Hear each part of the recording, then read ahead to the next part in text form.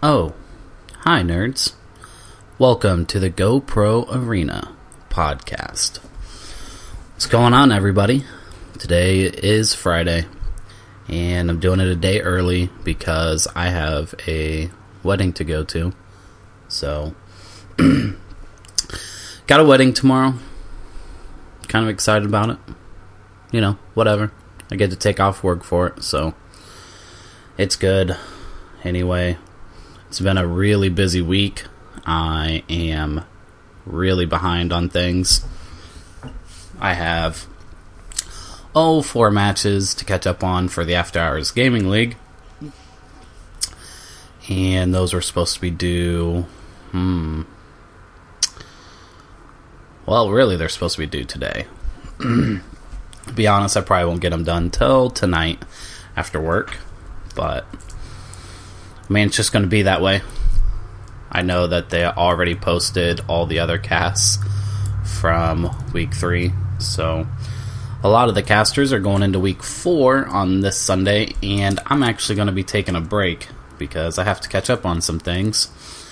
But if you want to check out the cast, go to afterhoursgaming.tv for the StarCraft 2 Heart of the Swarm cast. I'm going to be taking a break from week 4, and I got some things to catch up on. I got some school to catch up on. So it's basically the way it stands right now. It's been a real busy week for me, like I said. A lot of things have been going on. Just been getting, trolled in the League of Legends community, which still, it really pisses me off. I'm sitting here trying to figure out why, as a jungler, like it's your responsibility to... I don't know, people expect you to win games, right? They expect, because what I can't understand is if you go 1 top, 1 mid, 2 bottom, there should be no reason why you can't get kills in your lanes one-on-one. Right? Everybody wants to have me gank. Well, here's the thing. If somebody's pushing top all the time, I go top to try to save that tower. Especially, if the guy doesn't want to freeze his lane. So, I go top, gank unsuccessful, and it's my fault. Alright. So, then I go bottom, and we get, 1 guy or whatever. I mean, it's just silly, because sometimes I'll come into the lane, and I won't try to gank. I'll just, especially mid lane. If I'm coming from the top, going down to the bottom lane, and I know that I can't get a gank off mid, I'll run through the mid lane just to push the champion back to his tower. That way my mid champion can get the CS. Get an easy CS. And then sometimes it's still my fault. And I'm like, you know what? Fuck you guys. I mean, I know how to jungle. I know how to reset lanes.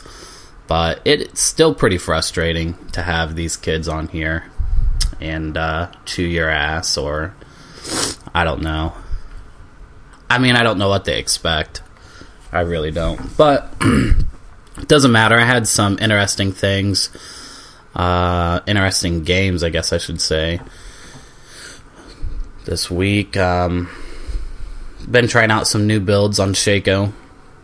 They've been working pretty well. I've been trying to rush the Infinity's Edge, then Static, Shiv, and early game that's been dominating pretty well. I tried there for a while. I was rushing Black Cleaver, and then I'd get Infinity's Edge next, and then maybe some armor. That was working pretty well too. So I don't know. I'm still fooling around with some builds, still seeing what's good. I to jump the subject, I guess. Was supposed to do a podcast last Saturday, and in the beginning, Saturday morning I woke up, and I was definitely gonna do a podcast. One moment. I was definitely gonna do one, but I loaded into League of Legends, and I seen that the EU qualifiers were on. So, unfortunately, before work, I watched a little bit of that. And it was pretty cool, but I know that there was a lot of people talking about how much different the EU metagame was going to be. And I don't know, I didn't really see much of a difference in the way the NA plays. And that's just my personal opinion. But there were a lot of really good plays, a lot of really good games. So I watched a recap of the weekend, and it was pretty cool. I got some stats actually from the Europe qualifier versus the North American qualifier. And the average kill in the top lane for the Europe was 4.1. And the average kill for the North American qualifier was 4.4. And for the jungle, the average kill for the Europe qualifier was 3.6, and the average kill for the North American qualifier was 5.7, which I think is pretty cool for a jungler, right? If you look at those stats, you try to wonder, what each of them's doing different as a jungler. And if you look at the deaths for the jungle, they're both 2.2, but the assists were 10.9 for the Europe and 11.13 for the NA.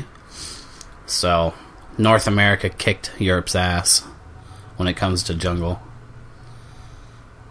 So that's pretty cool. Mid lane, it was Europe had 5.5 kills, and the North American had 5.7.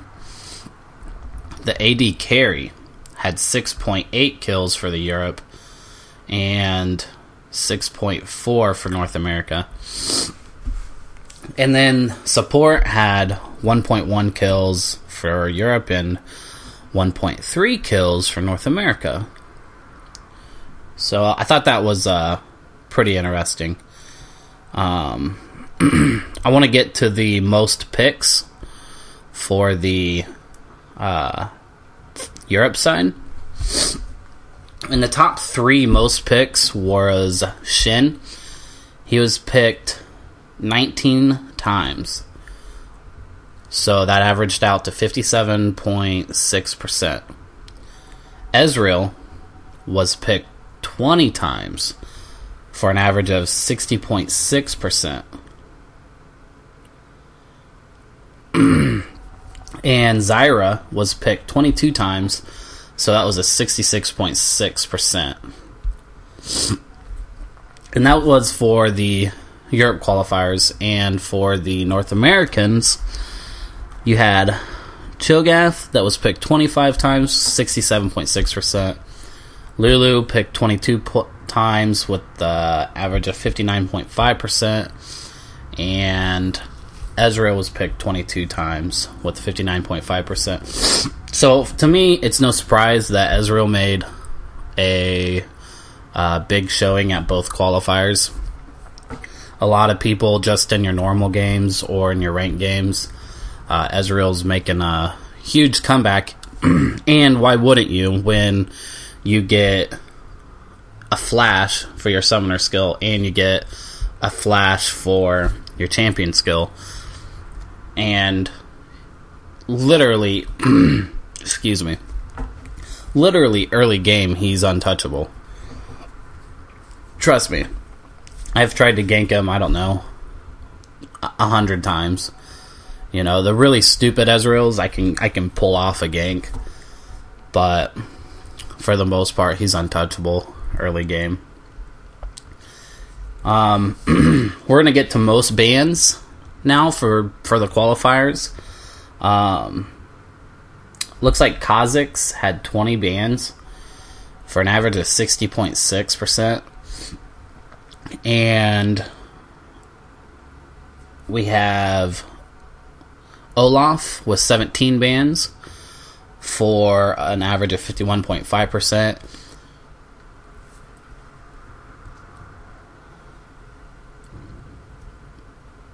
Oh, wow.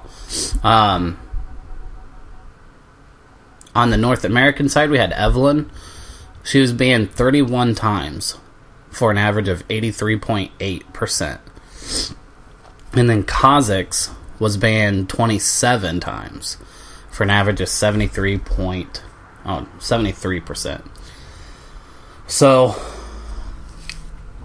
I actually think that anybody that's even halfway decent with Evelyn is going to wreck stuff. Same with Kazakhs. I think Kazakhs a little OP right now.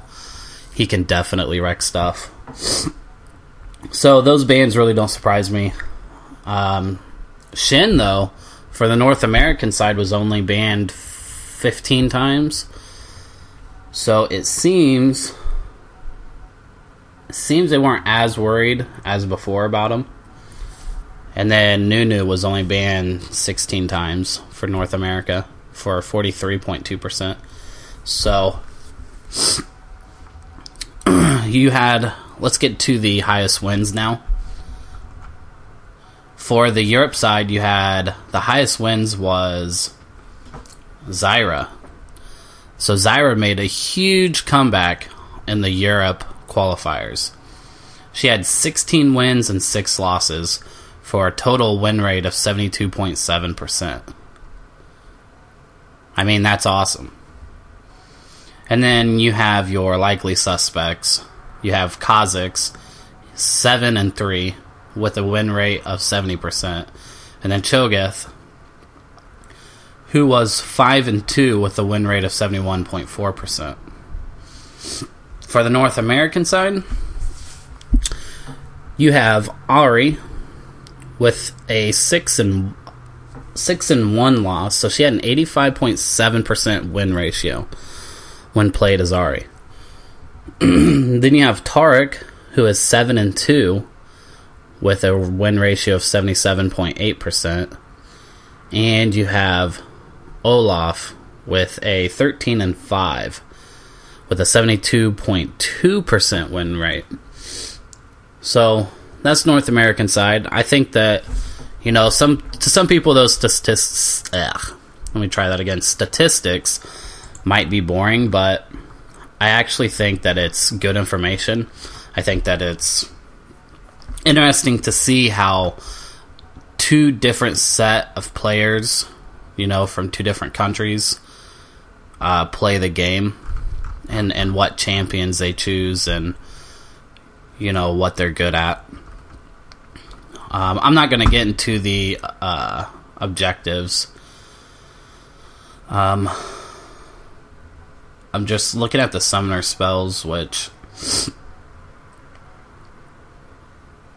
it's nothing I really want to bring up. But anyway, those are just some of the numbers from the qualifiers for the North America and EU side.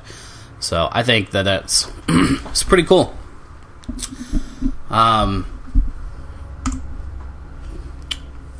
There was a new champion revealed in the League of Legends, and it is Thresh. I'm sure by now most of you have played against Thresh. He's an interesting character. A lot of people call him OP. I mean, I'm not saying I don't have problems with him, but he does have a lot of health early on, so I don't really get much ganks off of with him. But I do know that his hook, you know, you don't really want to be caught with that. Which, okay, I do have a small complaint with him. You have his hook that he can latch on with, and as soon as he latches on with to you, you can't do anything. You know, you can't, like as Shaco, I can't deceive out of his hook. So he can hook you, drag you for a second before he decides to, you know, pull himself to you. And in my opinion, it's kind of bullshit that I can't deceive out of it, or at least make me use my ult, you know? What's up? What's up, Kantian? What's up? Kantian, everybody, just rolled into the room from waking up. What's going on? What are you doing? Had some crazy dreams. Oh, yeah? What'd you dream about? I don't know, man. Haunted houses. Haunted houses? Yeah, like supernatural shit. And then when you're, Come here. Come up to the mic and explain your dream a little bit here.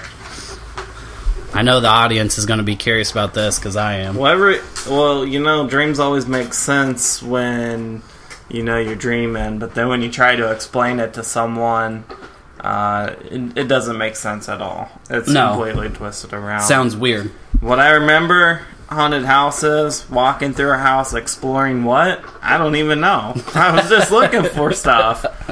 And just weird stuff was happening, and it was, you know, where your mind just fades in and out, almost like you're dying, or like you're drugged up on anything. Weird dreams, man. Was it that weird? Yeah, it was weird. I can't even explain it right. That's crazy, dude. So, I wanted to get into this real quick. Did you have any matches last night? No. You didn't have Just it, practice. but the night before, you had 2 matches, didn't you? What was it? Wednesday. Wednesday, you had 2 matches? Yeah, I had 2 matches. And this is Kantian from Keyboard and Mouse. Right now, they are, what's your... 7-3. 7-3 in the ESEA League. What's your rank? 19. 19, moving for that number 10 spot. Trying to get in that top 10. Which, if you think about it, 7-3, and you're 19. That's crazy. It started out like around 100 teams. Well, 5 people on each team. 100 times 5, 500 people. That's pretty decent rankings. Right. Well, most of them are a lot of professional reformed teams, so right. It gets very competitive. Now, did you win those games Wednesday, both of them? Yeah, they were back to back. We won them both. Who'd you play? I can't remember who we played. A couple of no-name teams.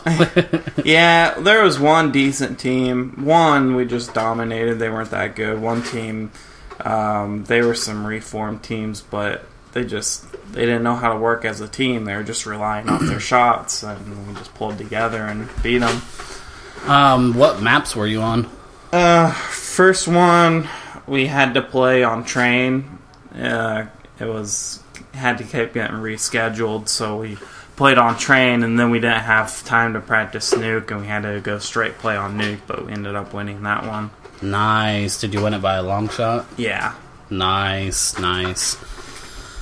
Well, what's it going to take for you to come over to the dark side and get on League of Legends?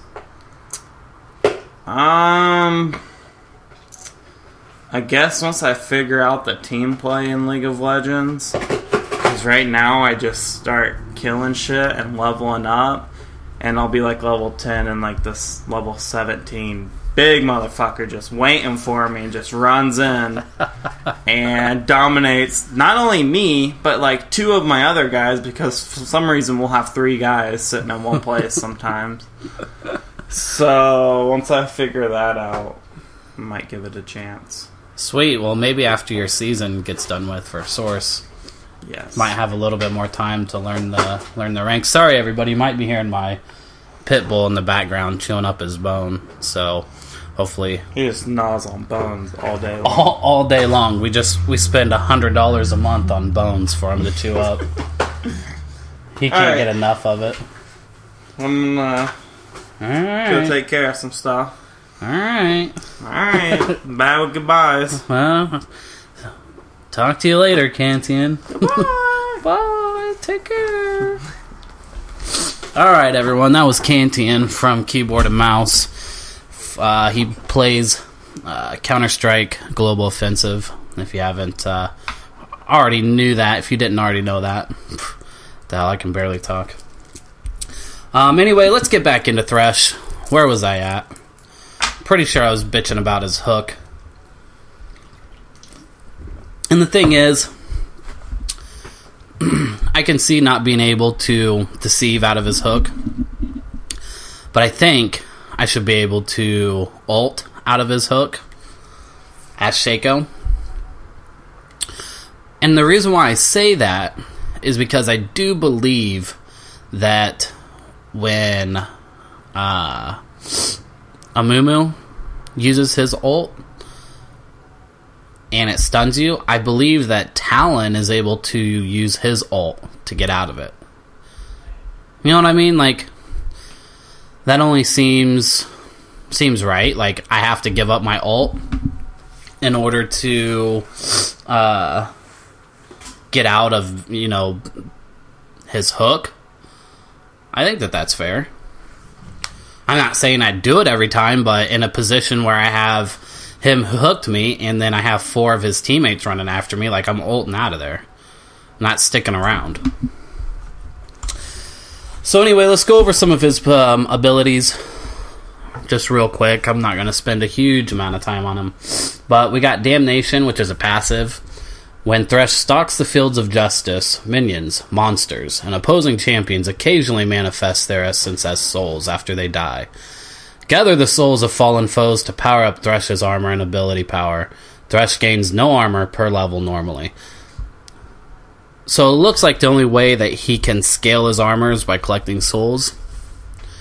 And by doing that, he does get pretty powerful. We got Death Sentence. When it's on a passive, Thresh winds up his attacks, dealing more damage the longer he waits between strikes. Active, Thresh throws his Sith forward, dragging the first enemy struck a fixed distance toward him.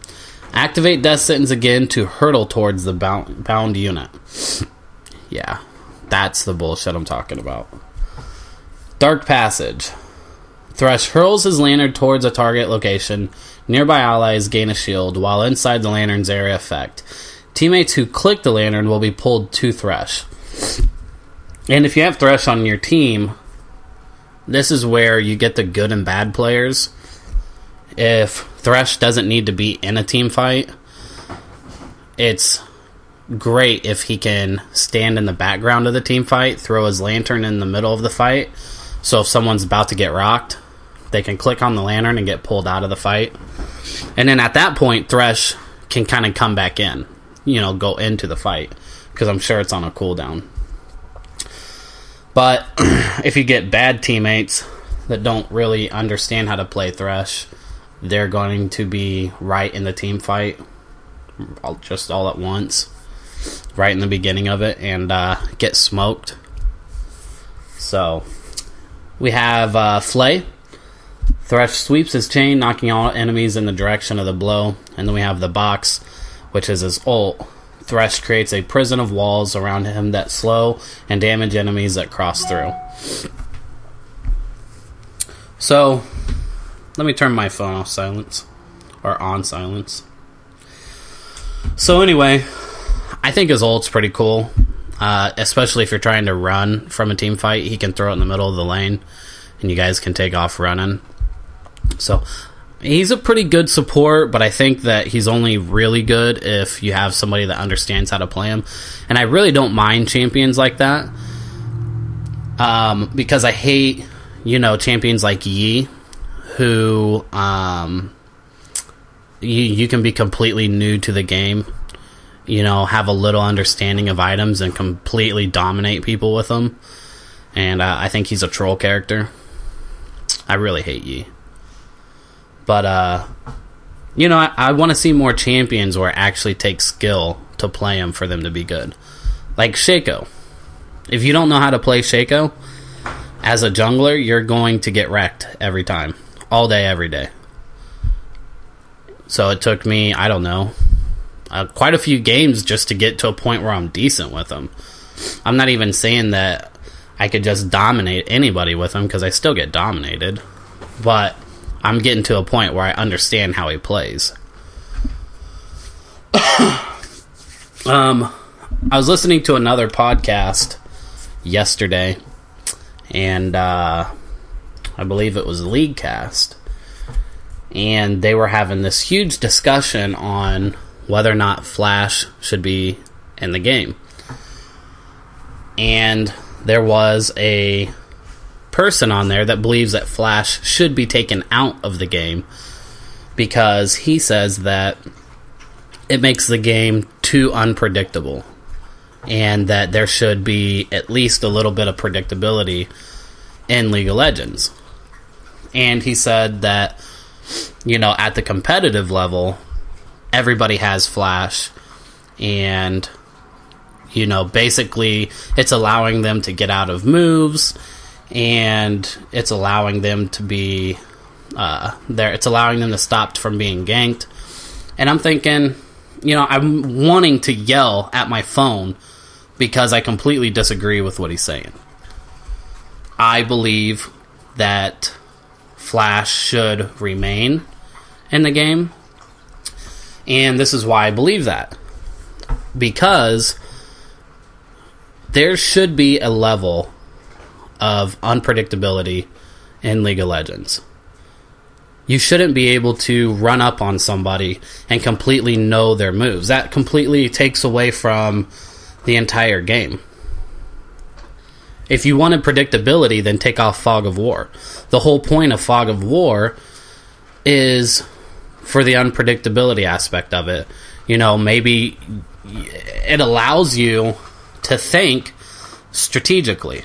What is my opponent doing? Where are they at? I'm sure, like, I don't see anybody in the lanes right now. They're probably at, you know, Dragon, or if it's late game, they're probably doing Baron. This level of unpredictability needs to stay in the game. And if he, in my opinion, I feel like he's only complaining about it because he doesn't understand how to overcome Flash. And I think that he's one of those players that believes that every time he goes in for a kill, he should get that kill. And what I want to argue is that Flash should stay in the game because you just need to know how to work around it. Like, as a jungler, if I want to gank top lane and I know that he has Flash, I'm going to run up. Like, this literally happened. Garen was playing top. He had Flash. I ran up. I made him burn his Flash. So then I thought, okay, well, now his Flash is down. And let's not forget that Flash has a huge cooldown. It's, what is it, 230 seconds that its cooldown is? So I make Garen burn his Flash. Well, I instantly leave top lane and I go down through mid on the other side of the river to make it seem like I'm going towards blue. And then I come back around and go back up to top because by this time Garen's pushed past the river. Well, I know his Flash is down. I know he's not going to flash again. So I'm able to go up. And I didn't get the kill, but I did almost kill him on the gank. And those are just some of the dynamics of the game. That's just another level of playing the game. It's another layer. And these are the things that... This is why I hate that when somebody tries to argue a point about the game with smarts. You know, they argue it really smartly, I guess. And it sounds good and it sounds reasonable, but underneath the layers, it's not reasonable. And he says, well, everybody just has Flash, you know, in the higher ranks and in competitive play. And it's, okay, so everybody has Flash, that means you should get Flash. And another point that he's arguing is, well, I don't want there to just be one way. You know, so what, everybody gets Flash? And I can understand that aspect of it. I can understand that, okay, well, we have all of these summoner spells, and everybody's just getting Flash and Ignite, or Exhaust and Flash. You know what I mean? Not many people, and there are some that do, but not many people can get, like, a Ghost and Exhaust and be okay. So everybody chooses Flash because that's their escape card. And I think that, in my opinion, that's perfectly fine. You make that champion burn his Flash. That way when you come back to gank him, or to kill him if he's in your lane, you know that his Flash is down. I think that it's just a necessary evil for the game. Look, when I load into a game and I see Flash, I'm like, fuck, there's so many people with Flash. And it irritates me when I go up to try to gank and they flash out. And that's irritating. But I know that it's necessary for the game to work. And that's my opinion. Why is it that, I don't know, a champion like Vigar or Vigar, however you want to pronounce his name, he should have an escape route. He should have an escape spell. I know that he can stun you, but if I'm coming up through the bushes, or if I go around and deceive from his tower, it's going to be hard for those champions that don't have that right escape to get out safely. So they should have Flash. Because if you take away Flash, it's going to change the dynamic of the game. It's going to change, the characters that get chosen. If you really want to make a change, how about characters that already have a type of Flash aren't allowed to get Flash? Ezreal, perfect example. He has a Flash spell. Plus, he has a Summoner Flash. So it makes him virtually untouchable, and he can close gaps on you if he needs to. I can understand if you didn't give him Flash. But on the other hand, I like to play Shaco here. Here recently, I've been playing Shaco with Smite and Flash. And the reason for this is that I can deceive into the lane, throw a box, start the gank, but if I get into a no shit moment, I still have my Flash that gets me out. And then by then, my deceive will get up and I can get out further. But it doesn't mean that I'm untouchable.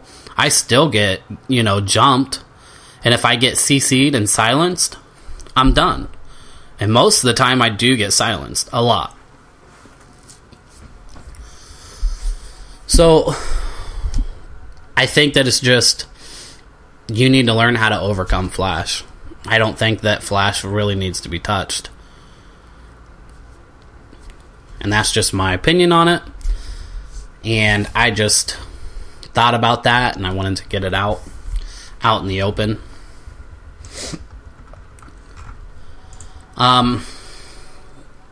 Hopefully tonight I'll be able to cast Week 3 in the After Hours Gaming League. I want to go over some standings right now in the B League. I'm just going to do some of the major corporations. That way we can kind of see where everybody's standing Week 3. We got EA, who's sitting at 1 and 2. First off, in Division 1, looks like there's 5 divisions. So in Division 1, the top 2 teams that are 3-0 is Unity Technologies and Rapid Share, in that order. Microsoft is ranked 3. EA is ranked 6. That's 1 and 2. Motorola is 0 and 3, ranked 7. In Division 2, you have Yelp, ranked 1, who's 3-0, and Qualcomm, who's 3-0, and they're actually tied for first. in Division 2. They both have a tiebreaker point of 8, so they're literally tied for first. Western Digital's third. They're 2-1. Twitter is ranked 6. They're 1-2. Match.com, not doing so great, ranked 8 with a record of 0-3. Division 3, we have Intel, who is 2-0. Facebook, they're 2-1. Nvidia is ranked 4, and they're 2-1. Adobe is ranked 5th. They're 1-1. So some of these players are teams that seems like didn't play week 3. So that's going to really hurt their stats. Division 4, we got Paravita Solutions. They're 3-0. Epic, they're number 2. They're ranked 2-0. AMD is ranked 3. They're 2-1. Oracle, ranked 7. And they're 0-3. Not doing too hot. Google, they're ranked 5th. They're 1-2. Division 5, we have Raytheon. They are 3-0. And the number 2 spot, we got .block.com. They're 3-0. Amazon in the 5th spot. They're 0-2. And we got Twitch in the 4th spot. They're 1-2. And FactSet, ranked 7. They're 0-2. So those are the standings with the After Hours Gaming League, B League. And I'm doing the B League because that's what I cast for. I will just give you the team standings for the A League. And this is the league where the companies that win this league, this season, they get to donate to a charity of their choice. And Division 1, we have Microsoft, who is ranked 1 with 3-0. We have Amazon, ranked 2 with 3-0, and it's because their tiebreaker points is 6, and Microsoft tiebreaker points is 7. Facebook, ranked 3, they're 2-1. Google, ranked 4, they're 2-1. In Division 2, we have Epic, who is number 1, they're 3-0. Intel, in the 2nd spot, that's 3-0. EA in the 3rd spot, they're 2-1. And it looks like Twitter is in the 7th spot. They're 1-2, not doing too hot.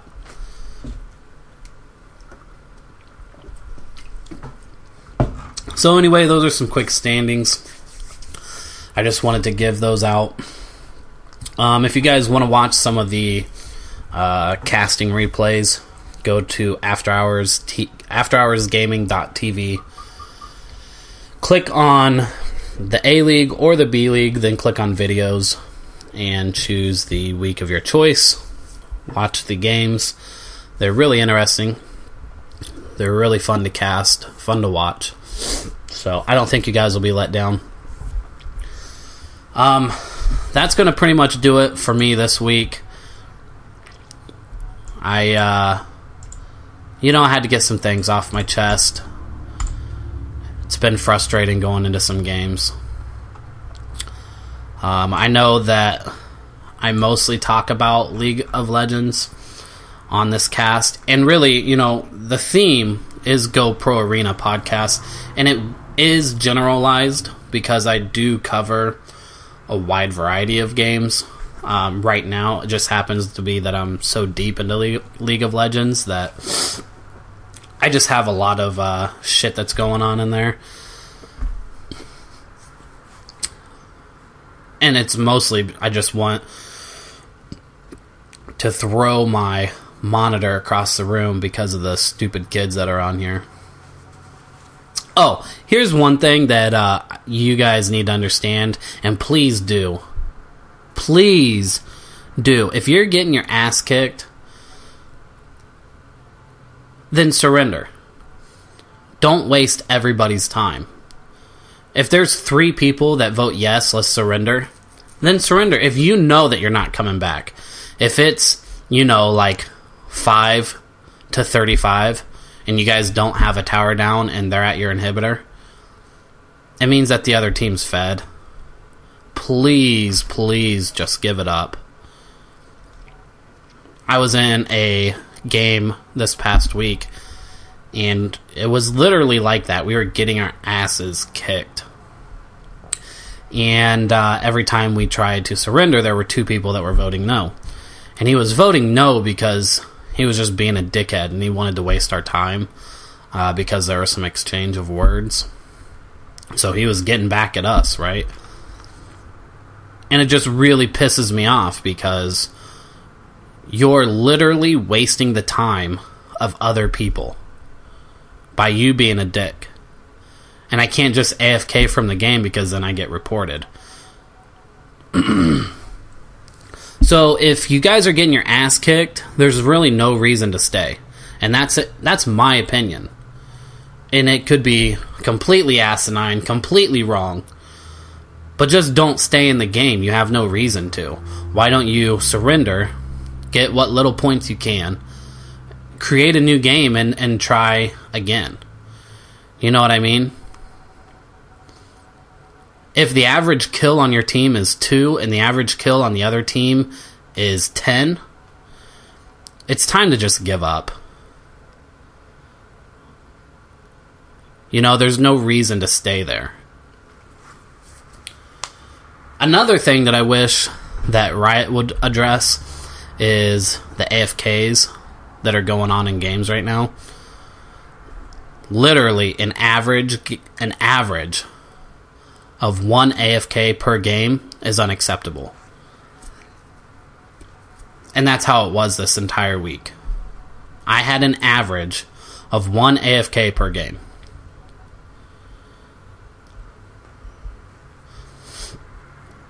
The only time that I didn't have AFKs is when I was playing with a group of guys that I knew. And not only that, like, if you are getting your ass kicked in the game,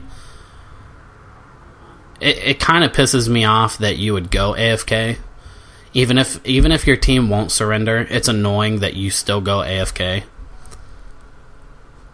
So just stay there and fight it out. Be pissed off with the rest of us that we're not surrendering. But don't go AFK. You know what I mean? Why should you go out and get a cigarette and leave me back? You know what I mean? Leave me there, and I'm pissed off because you get to go off and enjoy your time, but I got to get stuck in this game getting my ass kicked. I'm not afraid to report you. I report all day long. And I think that that's what... Honestly, this is kind of a bitch move, but I don't care because I feel like this community's so far gone with trolls that, you know, it's like a kid that needs to get his ass whipped so he knows that he can't do those things and he can't cry and be a little bitch about it. It's discipline, right? That's what the tribunal's for. It's discipline. So I got to report you. That way you know what discipline is and you know not to do that again. That's how I have to treat you in game. You know, I have to treat you like a kid and discipline you. So I'll report all day long because that's what these kids literally need. They literally need to be reported. So they know that they can't AFK in the beginning of the game. They can't AFK mid-game. You know, and it's so bad that I start acting like an idiot because I get so pissed. I found myself literally one time. I'm not proud to say it.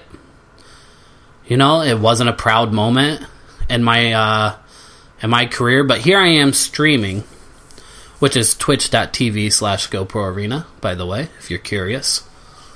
But here I am streaming, and this kid has me so worked up and pissed off that I literally intentionally fed one time. I'm not proud of it. You know, it doesn't make me happy. But I was so angry that the only way I felt like I could make a point was to just go up and intentionally feed. That is how low these guys can pull you down.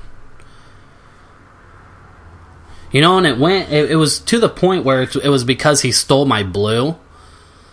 And then, as soon as I was like, why did you just take my blue? He was like, oh, I didn't take your blue, you gave it to me. It's like, no, you're being an asshole because you just last shot the fucking blue. I had it down all the way to a smidgen of health and you last shot it. I didn't give you shit, pal.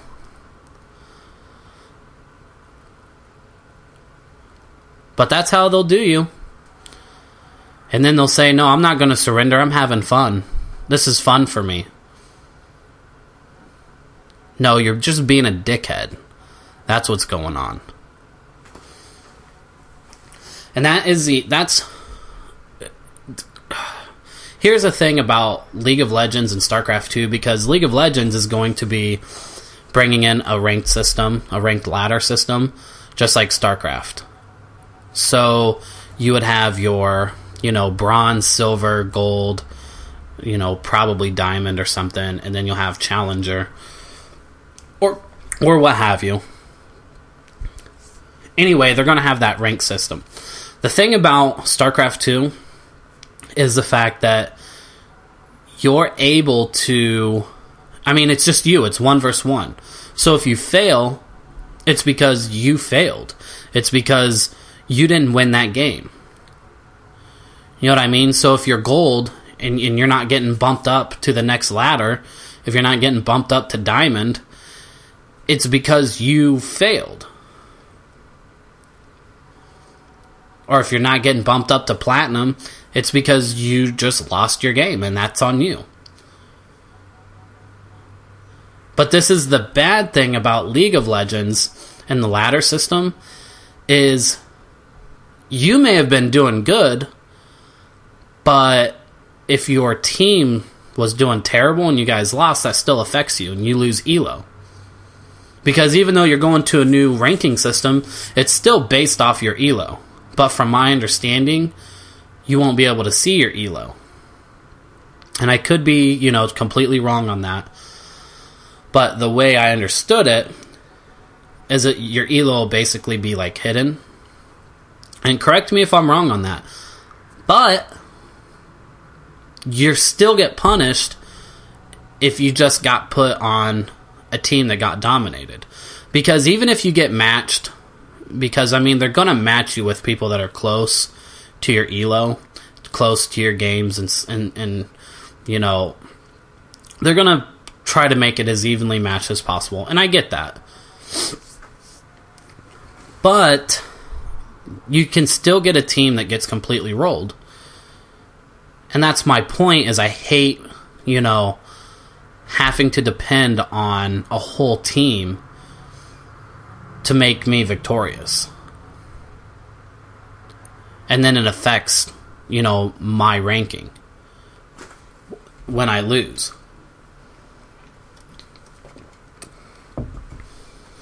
So I disagree with, that whole thing, but it is part of the game. This is how the game's structured, and I'll deal with it. Anyway, I don't really have much else to talk about. I did this podcast a day early because I have a wedding to do tomorrow. Hopefully I can get my shoutcasts done tonight.